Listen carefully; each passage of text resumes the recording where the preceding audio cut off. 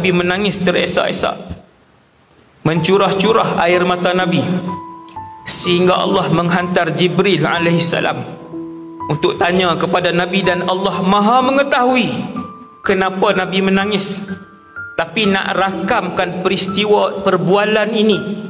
Maka Jibril pun tanya, wahai Muhammad, Allah suruh tanya, ma yubki, apa yang membuatkan kamu menangis? Nabi kata, ummati. Nabi kata, ummati.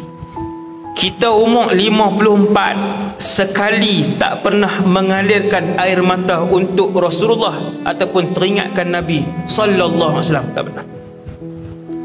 Malam ni umur kita 49, sekalipun air mata ini tidak pernah dialirkan kerana merindukan Rasulullah.